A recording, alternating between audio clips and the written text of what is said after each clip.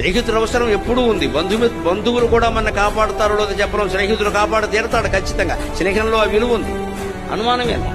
కానీ ఆ స్నేహితుడిని ఎంచుకోవాలి కదా. అందుకే ప్రాచీనమైన ఒక సూక్తి చెబుతారు, స్నేహితుడి కోసం ప్రాణం ఇవ్వడం గొప్ప విషయం కాదు, ఇచ్చేయించుట. కానీ ప్రాణం ఇవ్వడానికి అర్హత కలిగిన గొప్ప స్నేహితుడు దొరకాలి కదా, అది గొప్ప విషయం. స్నేహితుల కోసం ప్రాణత్యాగం చేయడం గొప్ప విషయం కాదయ్యా, ప్రాణత్యాగానికి అర్హుడైన స్నేహితులు దొరకాలి కదా, అది గొప్ప విషయం కదా. స్నేహం అంటే అలా ఉండాలి కదా. చిన్న పని జరగానే అనుమానం వస్తే ఇంకా స్నేహం ఎలా అండి? అంటే స్నేహితుల్లో మొట్టమొదటి ఉండే లక్షణం ఏంటంటే పాపాన్ని నివారయతి, తప్పు చేస్తుంటే వారించాలండి. దయచేసి విద్యార్థులు ఆలోచించండి.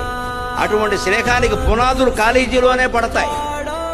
ఎందుకంటే ఇక్కడ రోజు కలుస్తూ ఉంటారు, మనస్తత్వాలు తెలుస్తూ ఉంటాయి, ఉపకారాలు అపకారాలు అన్నీ జరుగుతూ ఉంటాయి. 4 ఏళ్ల పాటు మనం కలిసి సంచరిస్తాం ఇక్కడ. అందులో హాస్టల్లో ఉండేవాళ్ళు ఇంకా దగ్గరగా ఉంటారు. జాగ్రత్తగానే ఉండాలి, చూసుకోవాలి.